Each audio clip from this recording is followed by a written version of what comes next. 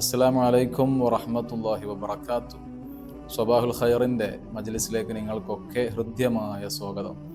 അല്ലാഹു സുബ്ഹാനഹു വ തആല നമ്മുടെ ഈ കൂട്ടായ്മ മജ്ലിസ് ഖബൂൽ ചെയ്യുമാറാവട്ടെ. ഒരുപാട് അറിവുകൾ പഠിക്കാനും അതനുസരിച്ച് പ്രവർത്തിക്കാനും നമുക്ക് തൗഫീഖ് നൽകട്ടെ. ഇന്നത്തെ പ്രഭാതം അല്ലാഹു സുന്ദരമാക്കി തരുമാറാവട്ടെ. നമ്മൾ ഇന്നത്തെ ദിവസം എന്തൊക്കെ കാര്യങ്ങളുമായിട്ടാണോ മുന്നിട്ടിറങ്ങുന്നത്, എല്ലാം അല്ലാഹു സുബ്ഹാനഹു വ തആല വിജയിപ്പിച്ചു തരുമാറാവട്ടെ. നമുക്ക് നേരെ ഇന്നത്തെ വിഷയത്തിലേക്ക് കടക്കാം.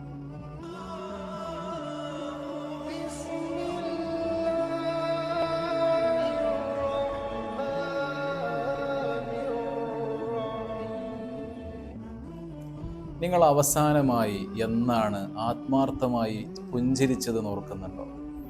നമ്മൾ 1-ാം ക്ലാസ്സിലും 2-ാം ക്ലാസ്സിലൊക്കെ പഠിക്കുന്ന സമയത്ത് വളരെ ആത്മാർത്ഥമായി ചിരിച്ചിരുന്നൊരു കാലം ഉണ്ടായിരുന്നു. ആരും കാണാൻ വേണ്ടിയല്ല. ഇപ്പോൾ നമ്മളൊക്കെ ചിരിക്കും, അതൊരു കൂട്ടത്തിലിരിക്കുമ്പോൾ മറ്റുള്ളവരെന്താ വിചാരിക്കുക, ഞാൻ മാത്രം ചിരിച്ചില്ലെങ്കിൽ എന്ന് കരുതിയിട്ടുള്ള ചിരിയാണെങ്കിൽ നമ്മൾ പഴയ കാലത്തൊക്കെ ആത്മാർത്ഥമായി നമ്മൾ ചിരിച്ചിരുന്നു. നമ്മുടെ കുട്ടിക്കാലത്ത് അങ്ങനെയുള്ളൊരു ചിരി ഈ ഒരു പ്രായത്തിൽ അവസാനമായി എന്നാണ് ചിരിച്ചത് എന്ന് ഒന്ന് ഓരോരുത്തരൊന്ന് ഓർത്തു നോക്കൂ.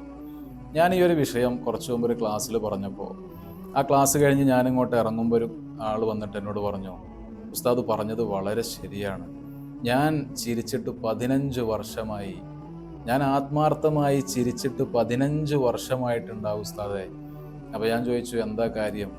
അപ്പോൾ അദ്ദേഹം പറഞ്ഞു, വിവാഹമൊക്കെ കഴിഞ്ഞ് ഒരു 5-6 വർഷം കഴിഞ്ഞപ്പോൾ ഞാനൊരു കച്ചവടം തുടങ്ങിയിരുന്നു, ഒരു ബിസിനസ് തുടങ്ങി. അത് എന്താണെന്നറിയില്ല, അത് തകർച്ചയിലേക്ക് പോയി. ഞാൻ വല്ലാതെ ഡിപ്രസ്ഡായി. അങ്ങനെ ഞാനൊരു ജോലി അന്വേഷിച്ച് ഗൾഫിലേക്ക് പോയി. ഇപ്പോൾ 15 വർഷം കഴിഞ്ഞു. ഈ 15 വർഷത്തിനിടക്ക് നാടുമായോ കുടുംബവുമായോ നാട്ടിലെ കല്യാണങ്ങളോ ഉദ്ഘാടനങ്ങളോ ഒരു പാർട്ടിയിലും ഞാൻ പങ്കെടുക്കാറില്ല.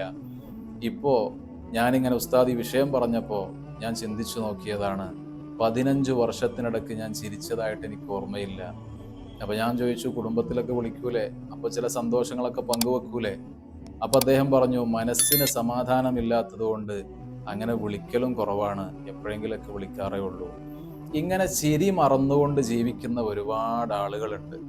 മുത്തുനബി സ്വല്ലല്ലാഹു അലൈഹി വസല്ലമ തങ്ങൾ നല്ല തമാശക്കാരനായിരുന്നു എന്ന് ഹദീസുകളിൽ കാണാൻ കഴിയും. നബി സ്വല്ലല്ലാഹു അലൈഹി വസല്ലമ തങ്ങൾ തന്നെ പറയുന്നൊരു ഹദീസ് ഇബ്നു ഉമർ റളിയല്ലാഹു അൻഹു റിപ്പോർട്ട് ചെയ്യുന്നുണ്ട്. ഞാൻ നല്ല തമാശക്കാരനാണ്, പക്ഷേ എൻ്റെ തമാശയിൽ കളവ് സംഭവിക്കുകയില്ല എന്ന് പറയുന്നൊരു ഹദീസ് കാണാൻ കഴിയും. നബി സല്ലല്ലാഹു അലൈഹി വസല്ലം തങ്ങൾ ഭാര്യമാരോടും കുടുംബത്തിലും മറ്റുള്ള നാട്ടുകാരോടൊക്കെ പലപ്പോഴും തമാശ കാണിച്ചതും പറഞ്ഞതൊക്കെ നമുക്ക് കാണാൻ കഴിയും. ഒരു വൃദ്ധയായ സ്ത്രീയുടെ ഒരു സംഭവം നമുക്കൊക്കെ അറിയുന്നതാണ്. ഒരു പ്രായമുള്ളൊരു ഉമ്മ വന്നിട്ട് ചോദിച്ചു നബി സല്ലല്ലാഹു അലൈഹി വസല്ലം തങ്ങളോട്, നബിയെ, ഞാൻ സ്വർഗത്തിൽ കിടക്കുമോ? അപ്പോൾ നബി തങ്ങളുടെ മറുപടി, വൃദ്ധന്മാരൊന്നും സ്വർഗത്തിലുണ്ടാവില്ല. അപ്പോൾ ഉമ്മ വല്ലാതെ വിഷമിച്ചു പോയി.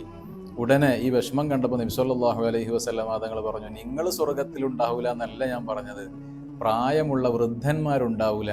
സ്വർഗത്തിൽ കടക്കുന്നവരൊക്കെ നല്ല യുവാക്കളും യുവതികളുമായിട്ടാണ് സ്വർഗത്തിലേക്ക് കടക്കുക എന്ന് പറഞ്ഞപ്പോൾ ആ ഉമ്മാമക്ക് സന്തോഷമായി.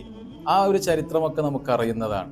അതുപോലെ തന്നെ ആയിഷ ബീവിയൊക്കെ പറയുന്നത് കാണാം, നബി സല്ലല്ലാഹു അലൈഹി വസല്ലം തങ്ങളുടെ കുടുംബത്തിലെ ചില കോംപ്ലിക്കേറ്റഡ് ആയിട്ട് ചില വിഷയങ്ങൾ എന്തെങ്കിലും ഒരു അസ്വാരസ്യങ്ങളിലേക്ക് പോകുമ്പോഴേക്ക് തന്നെ നബി സല്ലല്ലാഹു അലൈഹി വസല്ലം തങ്ങൾ ആ രംഗം ശാന്തമാക്കാൻ വേണ്ടി ചില രസകരമായ സംഭവങ്ങളൊക്കെ ചെയ്യുന്നത് ഹദീസിൽ തന്നെ നമുക്ക് കാണാൻ കഴിയും.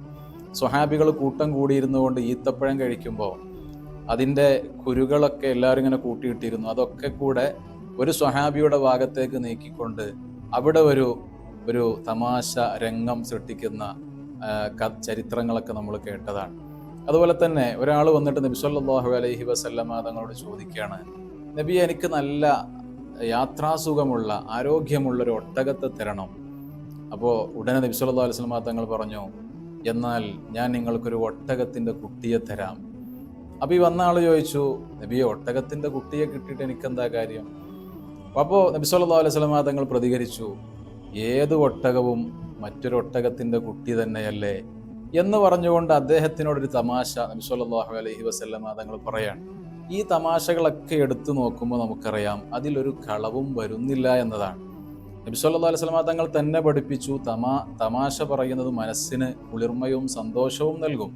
എന്നാൽ അത് അമിതമാവാൻ പാടില്ല. അമിതമായാൽ അതിലൂടെ ചിരി നിയന്ത്രിക്കാൻ കഴിയാതെ വരികയും അതിലൂടെ ചിരി കൂടുമ്പോൾ തന്നെ നമ്മുടെ ഹൃദയം മരവിക്കുകയും ഈമാൻ നഷ്ടപ്പെടുകയും ഇഖ്ലാസ് നമ്മുടെ ഹൃദയത്തിൽ നിന്ന് എടുത്തു പോവുകയും ചെയ്യുമെന്നും നബി സല്ലല്ലാഹു അലൈഹി വസല്ലം തങ്ങൾ പഠിപ്പിച്ചതാണ്.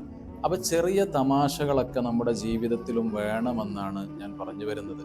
ഭാര്യയും ഭർത്താവും തമ്മിൽ എപ്പോഴും സീരിയസ് ആയിട്ട് കാര്യങ്ങൾ മാത്രം സംസാരിക്കുന്ന ഒരു ശൈലിയാണെങ്കിൽ, അല്ലെങ്കിൽ കുടുംബത്തിൽ പരസ്പരം അങ്ങോട്ടും ഇങ്ങോട്ടും സീരിയസ് ആയിട്ടുള്ള കാര്യങ്ങൾ മാത്രം സംസാരിക്കുന്ന ഒരു അവസ്ഥയാണെങ്കിൽ ആ ഒരു കുടുംബജീവിതം ഓരോരുത്തർക്കും മടുപ്പുളവാക്കുന്നതാകും. അതുകൊണ്ടാണ് ഇങ്ങനെ റീൽസ് കണ്ടിട്ടും മറ്റുള്ളത് കണ്ടിട്ടൊക്കെ മറ്റുള്ളവരുടെ ജീവിതം കണ്ടുകൊണ്ട് പല ഉമ്മമാരും സഹോദരന്മാരൊക്കെ സമയം കളയുന്നത്.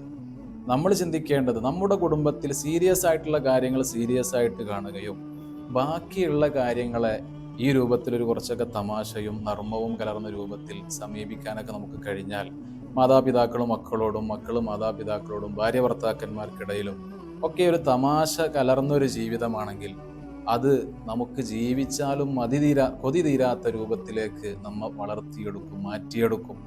ഇന്നിപ്പോൾ നമുക്കറിയാം, മക്കളൊക്കെ രാത്രി ആയിക്കഴിഞ്ഞാൽ പലയിടത്തേക്കും പോവുകയാണ്. മാതാപിതാക്കൾക്ക് പിടിച്ചു വെക്കാൻ കഴിയുന്നുമില്ല. അതെന്തുകൊണ്ടാണ്? വീട്ടിൽ ഒരു പക്ഷേ അവർക്ക് സമാധാനം കിട്ടാത്തത് കൊണ്ടാണ്. അല്ലെങ്കിൽ അവരാഗ്രഹിക്കുന്ന ഒരു രസകരമായ, അതല്ലെങ്കിൽ അവർക്ക് ഒന്ന് മനസ്സ് റിലാക്സ് ആവാൻ പറ്റുന്ന ഒരു അന്തരീക്ഷം വീട്ടിലില്ലാത്തത് കൊണ്ടാണ്. അത് വീട്ടിൽ തന്നെ ക്രിയേറ്റ് ചെയ്യുകയാണെങ്കിൽ, അത് ഭാര്യയിൽ നിന്ന് തന്നെ ഭർത്താവിന് കിട്ടുകയാണെങ്കിൽ, അല്ലെങ്കിൽ ഭർത്താവിൽ നിന്ന് തന്നെ ഭാര്യയ്ക്ക് അത് ലഭിക്കുകയാണെങ്കിൽ, പിന്നെ ആരും മറ്റൊരാളിലേക്ക്, ഒരു അവിഹിതത്തിലേക്ക് പോകൂല എന്ന് വളരെ സത്യമാണ്. അങ്ങനെ ഇസ്ലാം എതിർത്ത കുറേ കാര്യങ്ങളുണ്ട്, ഇസ്ലാം ചെയ്യരുത് എന്ന് പറഞ്ഞ കുറേ കാര്യങ്ങളുണ്ട്. അത് നമ്മൾ ജീവിതത്തിൽ നിന്ന് പാടെ ഒഴിവാക്കണം. വളരെ കറക്റ്റാണ്.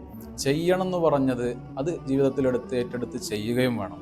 എന്നാൽ ഇങ്ങനെയുള്ള തമാശയും അതുപോലെ തന്നെ ഒരു രസകരമായ സംഭവങ്ങളും ജീവിതത്തിൽ ഉണ്ടാകാൻ പാടില്ല, അതൊക്കെ ഇസ്ലാം എതിർത്തതാണ് എന്ന് ചിന്തിച്ചുകൊണ്ട് ജീവിക്കുന്ന ആളുകളുണ്ട്. അത് തെറ്റാണ്.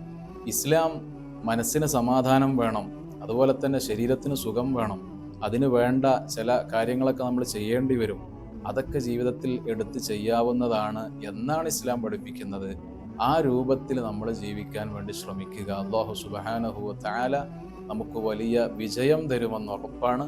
നമ്മുടെ ജീവിതം അല്ലാഹു സുബ്ഹാനഹു വ തആലയുടെ പൊരുത്തത്തിലായി അല്ലാഹു മരണം വരെ നിലനിർത്തി തരുമാറാവട്ടെ.